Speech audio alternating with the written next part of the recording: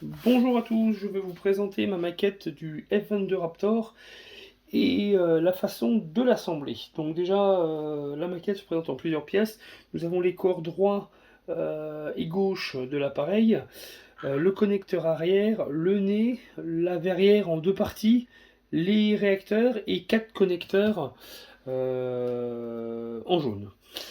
Alors, tout d'abord, nous avons les deux parties différentes. Donc là, on va s'intéresser à la partie droite, donc celle avec une seule ouverture ici à l'intérieur, au lieu de deux sur la partie gauche.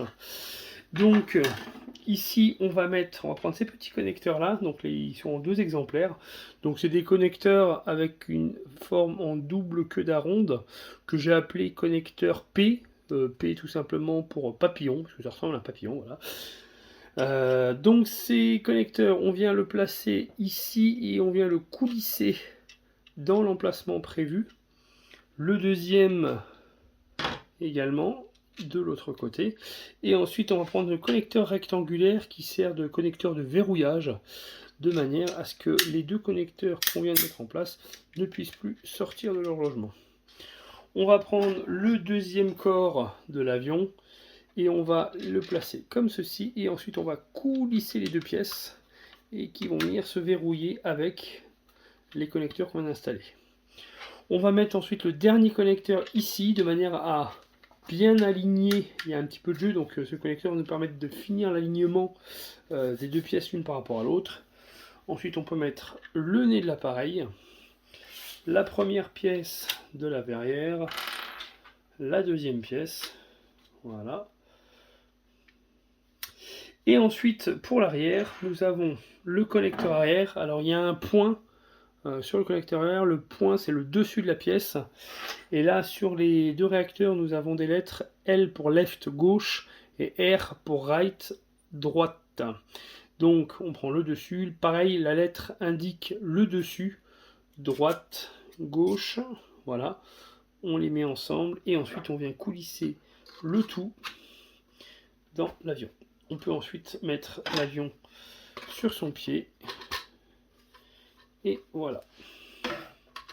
Alors ici, sur ce modèle-là que j'ai imprimé pour faire la vidéo, je l'ai imprimé à 133% de sa taille, ce qui nous fait qu'il est à l'échelle 1/60e. À l'échelle 1/60e, les réacteurs, comme les jeux sont aussi plus grands, ne tiennent pas seuls. Il faudra les coller. Hein. Mais sur les autres modèles plus petits, donc celui imprimé à 100%, donc qui est à l'échelle 1/80e, pas besoin de coller, hein, ça tient bien, les jeux sont faits de telle sorte que ça tienne. Et on peut également l'imprimer à l'échelle 1/100e, donc à 80% de sa taille. Donc je disais avant que le téléphone se casse la figure que avec l'échelle 1/100e, donc imprimé à 80% de sa taille, je pense qu'on n'est pas loin de la limite de ce qu'on peut faire avec une buse de 0,4.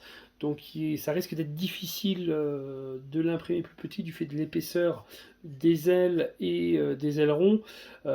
Si on regarde bien, on arrive ici vraiment à la limite, on commence à avoir des défauts sur la pièce du fait de l'épaisseur. Donc voilà. Donc au niveau des différentes échelles, l'échelle 1/100e, on a un avion qui fait environ 18 cm de long. Sur l'échelle 1/80, on arrive à un avion qui fait environ 22 cm. Et sur l'échelle 1/60e, donc imprimé à 133%, c'est ce qu'on pourra faire de plus grand sur une imprimante Prusa MK3. Donc là, on a un avion pardon, qui fait environ 30 cm de long. Donc voilà pour ma maquette du F22 Raptor, j'espère qu'il vous plaira. Je vais vous montrer les autres maquettes sur lesquelles je suis en train de travailler, qui seront disponibles très prochainement en téléchargement sur les différentes plateformes. Donc nous avons en premier lieu le F117 Nighthawk, que voici. Donc il est presque fini, là je suis en train d'imprimer le support là en ce moment, et il faut que je finisse le design de la verrière. Voilà, mais le corps de l'avion est fait et je suis assez satisfait du résultat. Pareil, j'utilise la même technique d'assemblage avec les doubles connecteurs et coulisses. qui nous permet d'avoir une ligne d'assemblage qui est vraiment presque parfaite, quoi. Donc voilà, on peut voir, hein, il n'y a vraiment aucun jeu dans l'assemblage. Et sur celui-là, j'ai mis un petit connecteur à l'arrière ici, qui permet vraiment de verrouiller définitivement l'assemblage. Voilà. Et ensuite, je travaille également sur une maquette du Rafale à l'échelle 1/30e. Donc pour rappel, hein, j'avais fait cette maquette à l'échelle 1/80 et j'ai voulu travailler sur une maquette, vraiment une grosse maquette. Donc là on a l'échelle 1/30e, ça fait une cinquantaine de centimètres de long. Il a fallu que je revoie complètement le design et l'assemblage, puisque là il fallait redécouper l'avion pour que ça passe sur le plateau de l'imprimante. Donc ça c'est le premier gros avion, enfin grande taille d'avion sur lequel je suis en train de travailler, qui est pour ainsi dire terminé. Et également là j'ai travaillé sur l'Alpha Jet, également à l'échelle 1/30e. Donc là on a un vaisseau qui fait un avion pardon, qui fait 35-40 cm, je ne sais plus exactement. On est sur 40 cm tout rond. Voilà. Eh ben écoutez, je vous souhaite à toutes et à tous une bonne journée et de bons prints. Au revoir.